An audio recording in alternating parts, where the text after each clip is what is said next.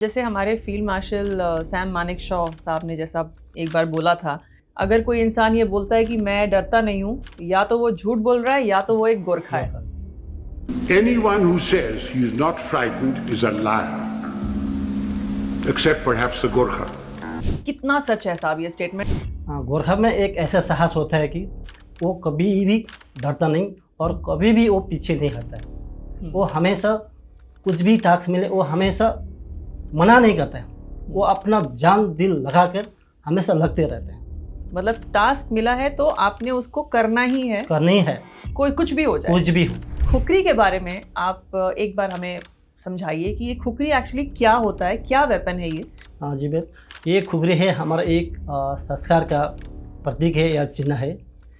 जब भी हम किसी भी ऑपरेशन में हो या किसी में ड्यूटी हो, सबसे पहले हम अपने पर्सनल खुकरी, जिसको हम पर्सनल वेपन भी कहते हैं, जब भी हम अपने ऑपरेशन हो या किसी ड्यूटी में सबसे पहले हम इसी खुकरी को कैरी करते हैं। उसके बाद ही हम अपना राइफल को कैरी करते हैं। अगर खुकरी दिख गया तो आंखों के सामने हाँ पहले जी, गोरखा आता है। गोरखा आता है। गोरखा रेजिमेंट का मोटो है, एक बार आप बोल के सुना दीजिए। कायर होनो बंदा मरनो राम। इसका मतलब बताइए साहब हमारी ऑडियंस के लिए। होने से अच्छे हम क्या है, मरना क्या है, बेस है। मरना बेटर है, मतलब बेटर किसी डरने से बेटर है कि मर जाओ जी। बेसिकली इसका ये मतलब हाँ। है। इसका जो वॉर क्राई है आयो गोरखाली, तो जब हम एक वॉर क्राई बोलते हैं और जब हम अपना मोटो दोहराते हैं, ये मोटो क्या आपके लिए इम्पोर्टेंस रखता है साहब? हमारा एक जो है कि आयो गोरखाली, अगर गोरखाली आ गया तो आ तुम्हारी गया, खैर नहीं है। खैर नहीं है। हाँ। दुश्मन का खैर नहीं है। हाँ। आयो गोरखाली। हाँ। जैसे आयो गोरखाली हमारा एक मोड़ है जो कि हमारा हौसला को और बढ़ाता है, हौसला बढ़ाता है। हम किसी को छोड़ते नहीं। जब हम एक बार लग गया तो उसको हम छोड़ेंगे नहीं। उसको बिल्कुल हरा के या कैसे भी हो उसको क्या भगा के या कैसे मार के भी उसको क्या तभी दम लेंगे। 1971 में ईस्ट पाकिस्तान की तरफ भेज दिया, मतलब वहाँ पे डिप्लॉय के लिए भेज दिया। वहाँ पे पलटन ने छोटी अवधि के बाद, मतलब छोटा अरेस्ट होने के अवधि में कम समय में ऐसी लड़ाई में मतलब डिप्लॉय कर दिया। जवानों का बहादुरी और साहस देखते हुए बटालियन को बैटल हॉनर दर्शना से सम्मानित किया, साथ साथ थिएटर हॉनर से भी सम्मान किया गया। बहुत बढ़िया सर। आज उन्हीं वीर सैनिकों के याददाश्त में हम हर 4 दिसंबर को अपना विजय दिवस मनाते हैं। जय हिंद and welcome to she slash.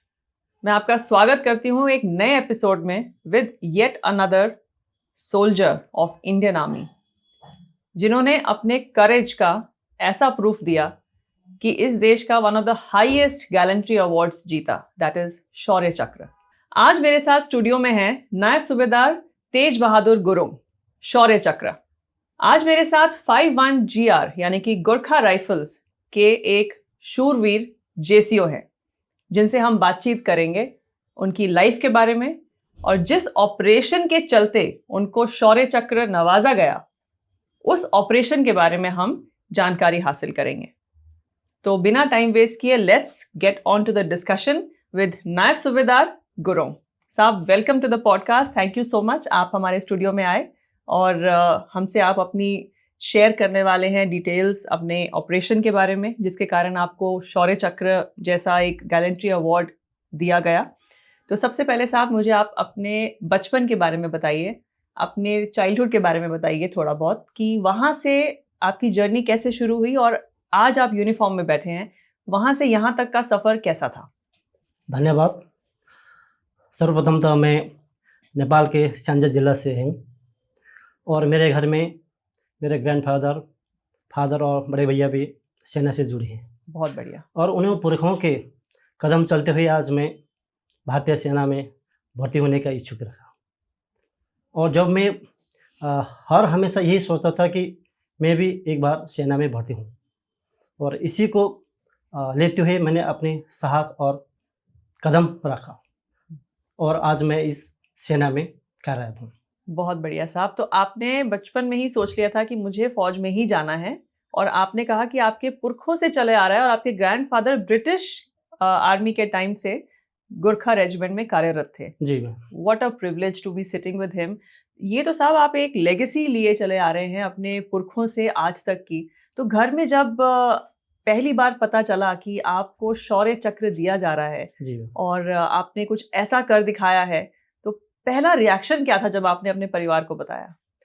जब मैं फ़ौज में आया मुझे ऐसा लगता था कि अगर फ़ौज में आने के बाद हम सोचता था कि अपना दिनचर्या या अपने जीवन का लाभ कैसे बताऊँ। हम ऐसे कभी नहीं सोचता था कि मैं एक अवार्ड लूँ या ऐसा पदक लूँ, ऐसा हम कभी नहीं सोचता था। फिर भी हमारा जो पापा ने जो सिखाया था कि फ़ौज में जाने के बाद कुछ अपना कदम, अपना साहस दिखाना चाहिए, ताकि उनके पापा से हौसला से मुझे अपना जो पलटन में या आरआर के दौरान हमने हमेशा उसी को नज़र रखते हुए आगे के बारे में सोचते हुए इस साहस का प्रस्तुत किया। बहुत बढ़िया साहब। जैसे हमारे फील्ड मार्शल सैम मानेकशॉ साहब ने जैसा एक बार बोला था, और वो बहुत ही एक फेमस उनका एक कोट बन गया है कि अगर कोई इंसान ये बोलता है कि मैं डरता नहीं हूँ, या तो वो झूठ बोल रहा है या तो वो एक गोरखा है। कितना सच है साहब ये स्टेटमेंट? आप मुझे आज अपने एक्सपीरियंस से बताइए कि क्या अलग करता है गोरखा को from a common man? Gorkha में एक ऐसा साहस होता है कि वो कभी भी डरता नहीं और कभी भी वो पीछे नहीं हटता है। वो हमेशा कुछ भी टास्क मिले वो हमेशा मना नहीं करता है। वो अपना जान दिल लगाकर हमेशा लगते रहते हैं। मतलब टास्क मिला है तो आपने उसको करना ही है, करनी है, कोई कुछ भी हो जाए। कुछ भी हो। तो मतलब फियर एग्जिस्ट करता ही नहीं साहब आपके जहन में? कभी डर नाम का शब्द आया है दिमाग में? ऐसा कभी महसूस नहीं हुआ, कभी महसूस कभी महसूस नहीं हुआ। कभी महसूस नहीं हुआ। कभी नहीं। वाओ! तो आई थिंक यही एक आपका जज्बा है साहब जो आप लोगों को अलग करता है फ्रॉम अ कॉमन पर्सन, क्योंकि ऐसे ही एक इतने बड़े दर्जे के इंसान ने ये स्टेटमेंट नहीं बोली, कुछ सोच के ही बोला होगा। तो साहब ये बताइए कि जब आप फौज में आए और आपने अपनी यूनिट ज्वाइन करी, जी। तो यूनिट ज्वाइन करके क्या आपको कुछ अपना सा महसूस हुआ वहाँ पे? क्योंकि आपका पूरा परिवार जैसे आपने बताया फौज में था, तो कहीं ना कहीं आपने आपके एक्सपीरियंसेस शेयर हुए होंगे, आपके फादर ने एक्सपीरियंसेस शेयर किए होंगे, ग्रैंडफादर ने किए होंगे, आपके भाई ने किए होंगे। तो क्या आपको अपना सा फील हुआ, या नेपाल से इंडिया आकर आपको कुछ लगा, कुछ मुश्किल हुई या कुछ एडजस्ट करने में दिक्कतें आई? कैसा रहा आपका इनिशियल जर्नी? जब मैं फौज में भर्ती हुआ तो भर्ती होने के बाद मैं सबसे पहले तो मैं अपने ट्रेनिंग सेंटर में अपना ट्रेनिंग शुरू किया। उस ट्रेनिंग दौरान वहाँ पे 2 चुनौती था कि शारीरिक और मानसिक। ये चुनौती बड़ी अव्वल दर्जे का था। और जब मैं ट्रेनिंग हुआ तो उसमें हमें ये सिखाया कि मजबूत मतलब इरादा हमेशा मौजूद होना चाहिए। जब इरादा मौजूद हो तो कभी कोई भी कठिनाई नहीं आती। कोई भी कठिनाई को हम आराम से निभा सकते हैं। बहुत बढ़िया, बहुत बढ़िया। तो ये इस चीज को आपने अपना एक जिंदगी का एक मकसद बना लिया जी। कि कठिनाई आए या ना आए उसको मैंने बस पार करना ही है। जी। गोरखा रेजिमेंट का मोटो है, एक बार आप बोल के सुना दीजिए। कायर हुनु बंदा मर्नु राम्रो। इसका मतलब बताइए साहब हमारी ऑडियंस के लिए, क्या मतलब है इसका? इसका मतलब होता है कि हम किसी के अधीन में नहीं होना चाहते हैं। हम बिल्कुल स्वतंत्र होना चाहिए। और कायर मतलब हम किसी के अधीन में ना हो। उससे अगर हम किसी का अधीन में होने से अच्छा हम क्या है, मरना क्या है, बेस है। मरना बेटर है, मतलब किसी डरने से बेटर है कि मर जाओ। जी। बेसिकली इसका ये मतलब है। मतलब कायर होने से अच्छा हम क्या है, मरना ठीक है। तो जब ऑपरेशन होता है साहब, तो इस मोटो का क्या आपको इस मोटो से कुछ इंस्पिरेशन मिलती है? ये आपका जो वॉर क्राई है आयो गोरखाली, तो जब हम एक वॉर क्राई बोलते हैं और जब हम अपना मोटो दोहराते हैं ऐसे ऑपरेशंस के टाइम पे या ऐसे मोमेंट्स पे, जब तो ये मोटो क्या आपके लिए इम्पोर्टेंस रखता है साहब? हमारा एक जो है कि आयो गोरखाली मतलब है आया गोरखाली। अगर गोरखाली आ गया तो आ तुम्हारी गया। खैर नहीं है। खैर नहीं है। हाँ। दुश्मन का खैर नहीं है। हाँ। आयो गोरखाली। हाँ। जैसे आया गोरखाली हमारा एक मोड़ है जो कि हमारा हौसला को और बढ़ाता है। हौसला बढ़ाता है। हम किसी को छोड़ते नहीं। जब हम एक बार लग गया तो उसको हम छोड़ेंगे नहीं। उसको बिल्कुल हरा के या कैसे भी हो उसको क्या भगा के या कैसे मार के भी उसको क्या तभी दम लेंगे। एक आपकी खुखरी जो होती है साहब, उसकी एक बहुत मतलब इम्पोर्टेंस है एक गोरखा के लिए, और खुरकी आपका यूनिफॉर्म का पार्ट भी है। तो इस खुखरी के बारे में आप एक बार हमें समझाइए कि ये खुखरी एक्चुअली क्या होता है, क्या वेपन है ये, और इसका इस्तेमाल कब करने को अलाउड है आपको, और ये आपकी यूनिफॉर्म का पार्ट कब से है, क्यों है ये आपकी यूनिफॉर्म का पार्ट? हाँ जी बेट, ये खुखरी है हमारा एक संस्कार का प्रतीक है या चिन्ह है। जब भी हम किसी भी ऑपरेशन में हो या किसी में ड्यूटी हो, सबसे पहले हम अपने पर्सनल खुखरी, जिसको हम पर्सनल वेपन भी कहते हैं, जब भी हम अपने ऑपरेशन हो या किसी ड्यूटी में सबसे पहले हम इसी खुखरी को कैरी करते हैं। उसके बाद ही हम अपना राइफल को कैरी करते हैं। खुखरी एक ऐसा चीज़ है जो कि हम अपना लड़ाई के दौरान भी यूज़ करते हैं। जब हम अगर किसी मौका मिल गया, हम राइफल के बदले क्या है, हम खुखरी से ही यूज़ करते हैं। तो खुखरी को आप actually as a first weapon use करते हैं, जी मैम। उसके बाद राइफल आती है। जी मैम। ये इंपॉर्टेंस है आपके लिए जी खुखरी मैम। की। बहुत बढ़िया साहब, क्योंकि एक पहचान एक गोरखा की खुखरी से बहुत वो रहती है साहब। अगर खुखरी दिख गया तो आंखों के सामने हाँ पहले जी, गोरखा आता गोरखा आता है। है ना? तो जी। ये एक इम्पोर्टेंस है खुखरी की। तो साहब, आपको शौर्य चक्र से नवाजा गया था, जो आपने एक ऐसा एक्ट ऑफ गैलेंट्री आपने दिखाया कश्मीर में जब जी। आप पोस्टेड थे। तो वो ऑपरेशन क्या था साहब? ऑपरेशन कह लीजिए या जो उस मोमेंट में जो आपने एक्सपीरियंस किया, एक बार आप ये पूरा तसल्ली से समझाइए कि क्या था वो ऑपरेशन जिसके चलते आपको इतना बड़ा उम्दा आपको अवार्ड दिया गया एज शौर्य चक्र? हाँ जी मैम, सबसे पहले तो मैं जब मेरा यूनिट आसम में डिप्लॉय था, वहाँ से मुझे 15 आर में पोस्टिंग कर दिया। ओके।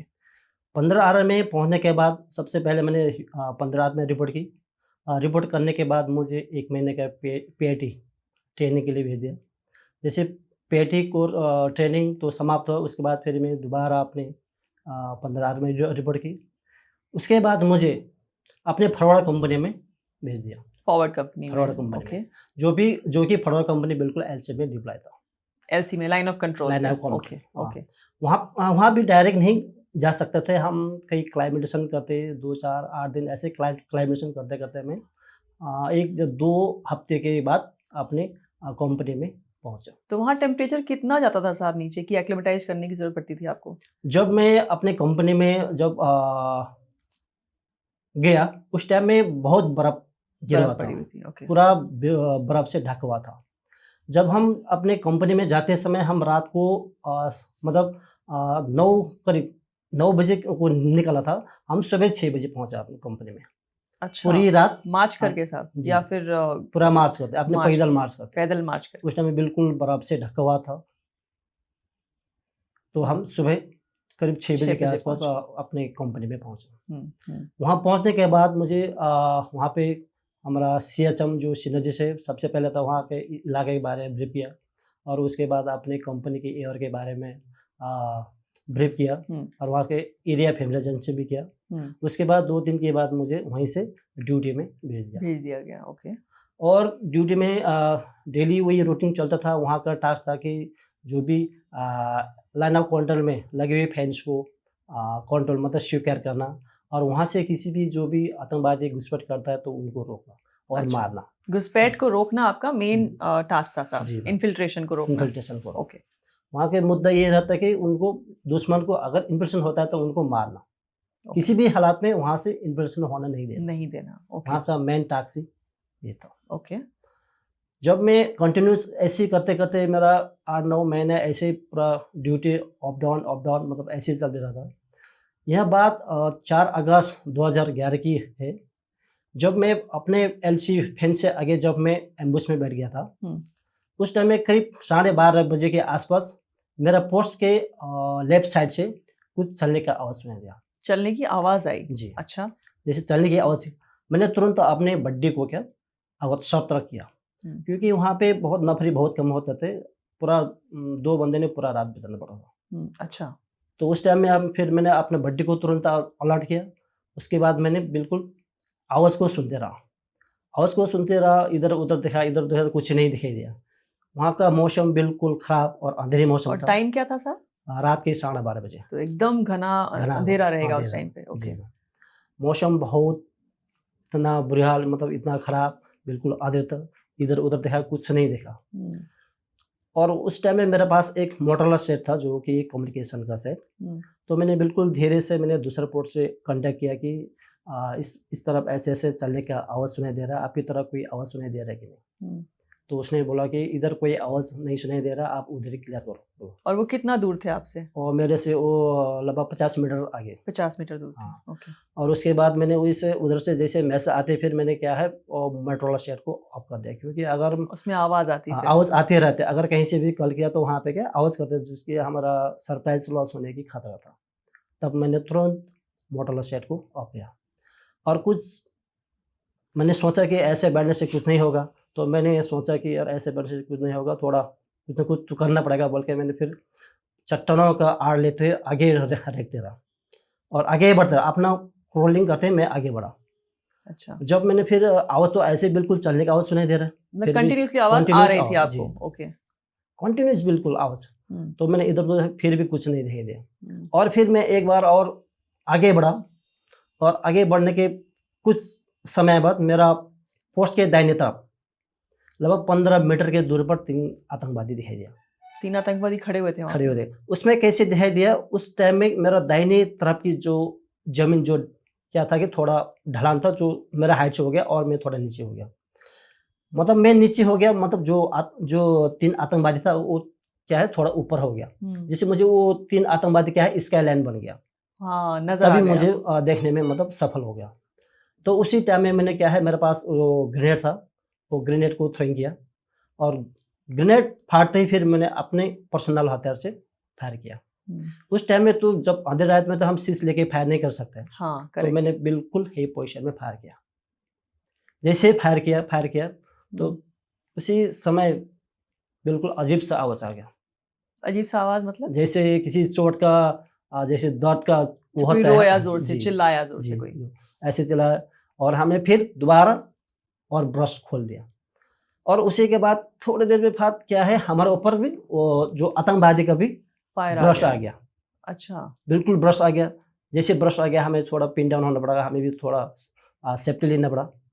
वो करते-करते जो थोड़ा देर के बाद वो उनका फायर आना बंद हो गया, तो फिर हमने फिर अपना फायर का जवाब फिर फायर से दिया। उसी थोड़ी देर बाद क्या है, दूसरा पोर्ट से जो कि 51 मोटर का जो इल बॉम्ब का राउंड आ गया, जो कि रात के समय जो कि उजाल देने वाला। उससे पता चला इल्यूमिनेशन राउंड जो कहते इल्यूमिनेशन हैं। Round, okay. जी। और उससे पता चला कि वहाँ पे कुछ गिरा हुआ हमें दिखाई दिया और उससे देखते ही हमें थोड़ा हौसला बढ़ा, हाँ कुछ गिरा है बोल के फिर हमने क्या है उसी के ऊपर और फायर करते रहो। कंफर्मेटरी फायर कर दिया आपने एक जी। बार, तो आपको श्योर हो गया कि वो तीनों एलिमिनेट हो चुके हैं। जी। तो उसके बाद मतलब आसपास और भी हो सकते थे, तो फिर उसके जैसे ऐसा कभी ऑपरेशन जब होता है तो फिर आपकी कार्रवाई क्या रहती है साहब? उसके बाद क्या है हमारा उसके बाद थोड़ा देर के बाद क्या कंपनी हेडक्वार्टर से कंपनी कमांडर अपना क्यूआरटी लेके आई और सारे अपने फेंस में लग गया, लेकिन ऊपर कोई नहीं आ पाया। अच्छा। तो हमने मोटोरोला सेट से फिर उसके मैंने जो फायर हुआ उसके बाद फिर मैंने अपना जो सेट था मोटोरोला सेट उसको ऑन किया और उस टाइम मुझे मेरे ऊपर बहुत कॉल आ रहा था, क्या हो गया, क्या है, कैसे किया सबको फायर, टेंशन हो गया होगा। बहुत टेंशन हो गया, कैसे हो गया, क्या हो गया। फिर उसने बोला कि हाँ ऐसे ऐसे नज़र आया था, मैंने इस हिसाब से मैंने फायर खोल दिया। और मुझे इतना हौसला भी बढ़ा कि जैसे इलराउंड बम आ गया जो उजाड़ करने वाला, उससे भी पता चला कि वहाँ पे कुछ गिरा हुआ। उससे पहले तो हमने बैठने से पहले अपने एरिया को तो पूरा हमने सर्च करके रखा था कि इस जमीन में क्या है कुछ। उस टाइम में तो कुछ नहीं था, अभी जब रात के टाइम में वहाँ पे कुछ पड़ा हुआ था, जिससे हमें और हौसला। कोई सामान मिला उनके पास से, वेपन वगैरह, या आपने उसके बाद हमें कंफर्म हो गया कि वो टेररिस्ट ही थे? उसके बाद हमें उसके ऊपर बिल्कुल हर एक 2 मिनट के बाद उसके ऊपर फायर करते रहा। अगर हमें ये भी सिखाता है कि ट्रेनिंग के दौर में अगर कोई भी जिंदा अगर आतंकवादी होता है, वो क्या है कि फिर उसी टाइम में क्या है क्रॉस करने की कोशिश करता है वो, और ताकि उनको कंट्रोल करने के लिए भी हमने फायर करते रहा। अगर जब भी कोई भी अगर जिंदा मिलिटेंट होता है या आतंकवादी होता है, तो अगर ऐसा कोई गिरा हुआ तो उसको भी खींच के लिया जाता है। ऐसे उसके हिसाब से हमने उसके ऊपर फायर कर दिया। ये फायर लगभग सुबह तक चलते रहा। जैसे फर्स्ट लाइट के बाद बटालियन हेडक्वार्टर से कंपनी कमांडर और सीओ का क्यूआरटी वहाँ पे पहुँच गया। उसके बाद सबसे पहले हमने एरिया को कॉर्डन किया। एरिया को कॉर्डन करने के बाद हमने डिटेल में सर्च किया। उस सर्च में कोई खास सोर्स नहीं मिला, कोई खबर नहीं मिला, कोई ऐसा कुछ नहीं मिला। उसके बाद हमने डेड बॉडी को सर्च किया और उसके बाद डेड बॉडी को रिकवर किया। उस सर्च के दौरान हमें डेड बॉडी से 2 AK-47 राइफल अच्छा। और उसके साथ मैगजीन 7 और 205 राउंड, एक यूबीजीएल का 8 ग्रेनेड थे उनके पास और वो साथ 2 हैंड ग्रेनेड भी थे अरे बाप और रे। उसके पास और जीपीएस और उसके साथ साथ जो है उनके पास एक जो अपने जो उर्दू में लिखा हुआ एक इतना बड़ा लंबा मतलब दाव भी था।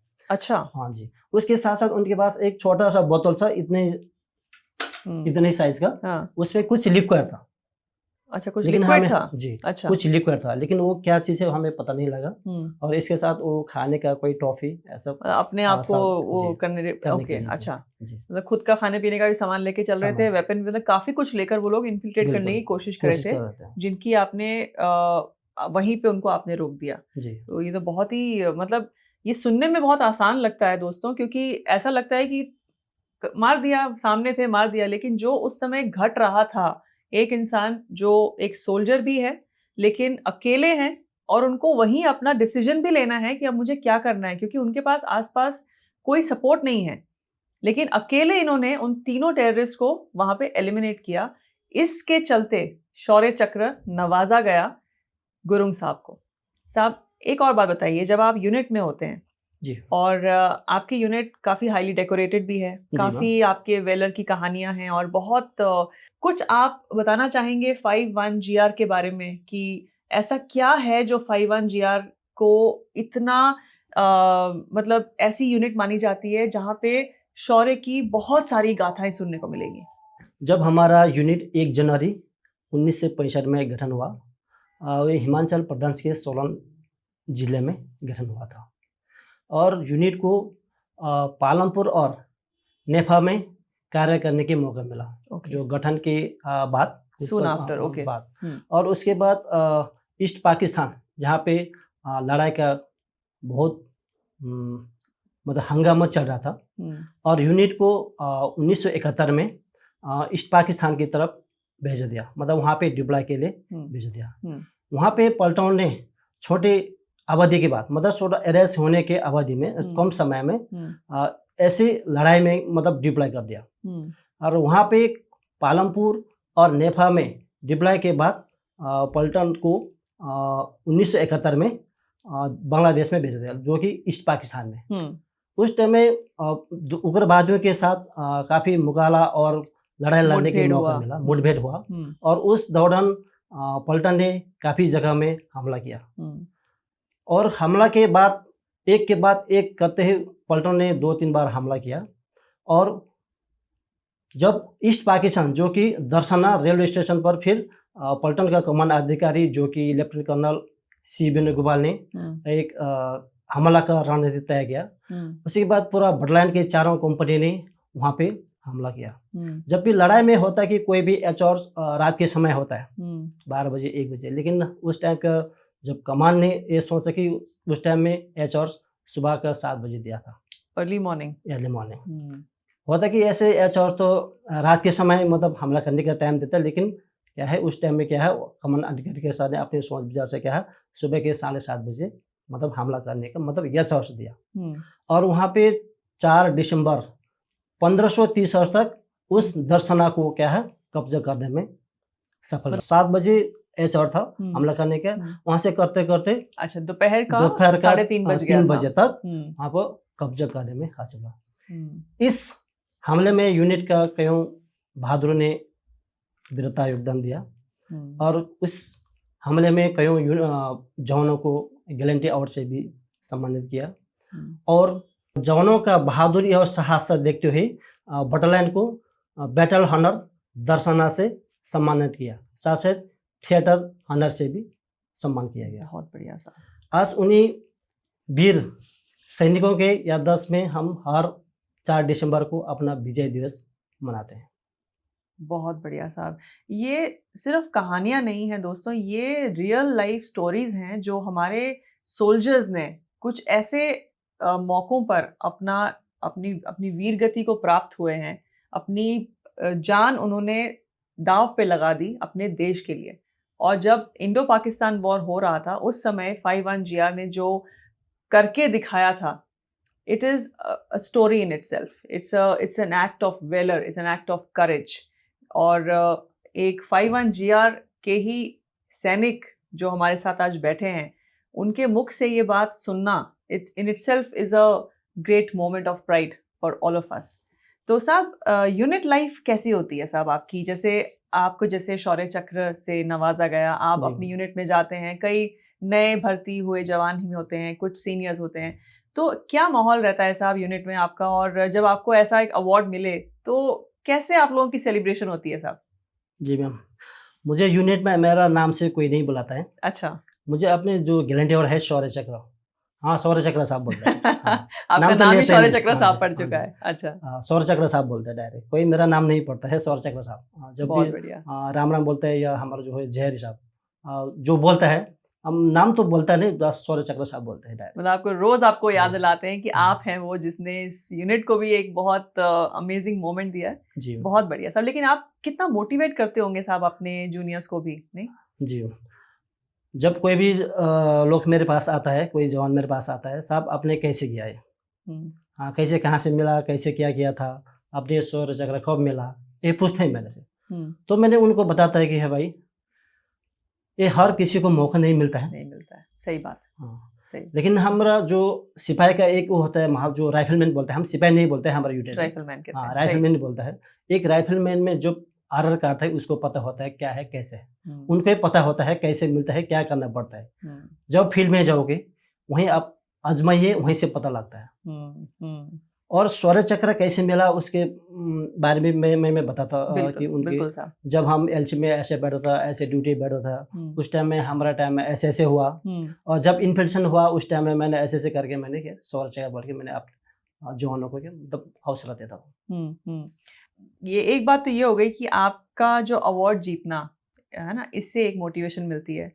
एक साहब, जो जब आप जेसीओ बन जाते हैं तो आप एक जवान और एक ऑफिसर के बीच में एक कड़ी बन जाते हैं, एक तरह की आप लिंक बन जाते हैं। जी। तो एक जेसीओ का रोल आप कैसे देखते हैं साहब, कि क्या इंपॉर्टेंस है एक जूनियर कमीशन ऑफिसर की एक यूनिट में, एक यूनिट सेटअप में क्या इंपॉर्टेंस है साहब एक जेसीओ साहब की? जूनियर कमीशन ऑफिसर का एक बहुत ही रोल है जिसको हम रीढ़ की हड्डी भी कहते हैं। क्या कहते हैं? रीढ़ की हड्डी। रीढ़ की हाँ, हड्डी, रीढ़ की हड्डी भी कहते हैं। बैकबोन। जी साहब। बिल्कुल साहब। हम मोटिवेट करता है और हम उन्हीं जवान के साथ हम बिल्कुल आमने सामने करके हम अपनी ड्यूटी या अपनी जो भी कार्य हो या जो भी हम सिखाते हैं हमें सिखाते हैं, उनको गाइड हमें देते हैं। जो भी ट्रेनिंग करना हो, कहीं भी जाना हो, सब हम जीएसएस लेवल में अपने भाई मतलब नीचे वाले जवानों को हमें सिखाते हैं। आप ही सिखाते हैं। और गोरखा रेजिमेंट की ट्रेनिंग, तो ऐसा क्या है साहब आपकी ट्रेनिंग में? कुछ ऐसे आपका कोई आपको यादगार है आपकी ट्रेनिंग के टाइम का, कि कुछ ऐसा हुआ हो जो आपको आज तक याद रह गया? जी मैम, ट्रेनिंग तो हम बिल्कुल ही हार्ड करते हैं। जब हम दूसरे यूनिट को मतलब ऐसे करते हैं कि हम सुबह जब हम पीटी करते हैं ना, पीटी के टाइम में हम हमेशा बिल्कुल लंबे दौड़ करना, बड़े कठिन से एक्सरसाइज करना। और कहीं भी जाता है जैसे कोई भी करना हो, हम बिल्कुल अपनी जान जीभ लगा के मतलब अपना पूरा अपना दिल से दम अपना लगा देना दम पूरा। लगा के पूरा अपना क्या ट्रेनिंग करते हैं। हमारा ट्रेनिंग में कोई ऐसा कोई लूज नहीं होता है। हम हमेशा अपने ट्रेनिंग में ध्यान देते हैं, चाहे सुबह हो शाम हो, जब भी हम टाइम मिलते हैं हम एक्सरसाइज करते ही रहते हैं। बहुत बढ़िया साहब। और आप लोगों की जब जिस तरह से यूनिफॉर्म में एक गोरखा को अगर आप देखें जी तो हर गोरखा एक जैसा ही लगता है, क्योंकि उनका यूनिफॉर्म पहनने का तरीका, उनका जो बेयरिंग होता है, उनका जो एक स्टाइल होता है गोरखास का, लगता है कि एक ही को आप देख रहे हैं। सब जी। लोग एक जैसे दिखाई देते हैं। आपकी यूनिफॉर्म पहनने का ये बहुत ही मतलब मैं पर्सनली बहुत इम्प्रेस होती हूँ किसी भी गोरखा को देख के, क्योंकि बहुत स्मार्ट लगते हैं आप लोग। सब लोग किसी भी तरीके से आप कोई भी यूनिफॉर्म पहनी हो, अपने ये हो कॉम्बैट्स हो या आपकी कोई सेरेमोनियल हो, इट लुक्स अमेजिंग साहब। तो साहब, जो हमारी यूथ है, हमारे जो यंग जनरेशन है, बच्चे हैं जो भर्ती होना चाहते हैं, कई ऐसे बच्चे हैं जो अपने आप को इमेजिन तो करते हैं यूनिफॉर्म में, लेकिन मोटिवेशन कहीं ना कहीं लैकिंग है। कई बार डर भी जाते हैं, क्योंकि जब देखते हैं सरहद पे एक्शन हो रहा है, कितना सैक्रिफाइस करना पड़ता है। तो ऐसे बच्चों को आप कैसे मोटिवेट करेंगे साहब कि अपनी देश की सेवा के लिए इस यूनिफॉर्म के क्या मायने हैं साहब?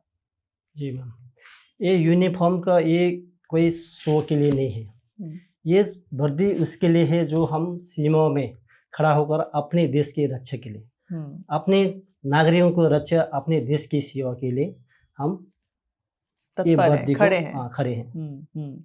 बिल्कुल साहब, ये आपने बहुत बड़ी बात कही साहब। ये एक बहुत बड़ी जिम्मेदारी है जो आप कह रहे हैं साहब, ऐसी जिम्मेदारी, क्योंकि आप इस यूनिफॉर्म को डाल के इस देश के लिए अपनी जान तक न्योछावर कर देते हैं और पीछे नहीं हटते हैं।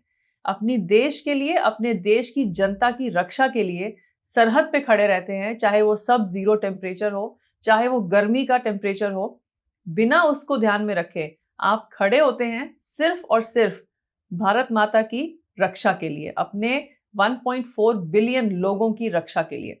और ये वो जज्बा है जिसके कारण ये यूनिफॉर्म वो आपको याद दिलाती है रोज कि आपने ये यूनिफॉर्म क्यों पहनी है इस देश की रक्षा के लिए। थैंक यू सो मच साहब, आपने आज जो हमारे से इंफॉर्मेशन शेयर करी आपके ऑपरेशन की, आपके लाइफ के बारे में और आपकी यूनिट लाइफ के बारे में। आई एम वेरी श्योर कि हमारी ऑडियंस कनेक्ट करेगी आपकी बातों से। और आपको बहुत बहुत बधाई साहब। ठीक है। चाहे बहुत साल हो चुके हैं आपको शौर्य चक्र से नवाजे हुए, लेकिन हमारे लिए ये गर्व का मौका है कि मैं आपके साथ आज बैठी हूँ और आपसे बातचीत कर रही हूँ और आपने मुझे अपनी शौर्य की गाथा सुनाई। उसके लिए thank you so much and जय हिंद साहब। I will meet you once again. मैं आपसे फिर मिलूंगी, फिर ऐसे ही किसी एक कहानी के साथ, हमारे किसी एक शूरवीर के साथ, उनकी कहानी सुनने के लिए। अंटिल देन, जय हिंद, जय भारत।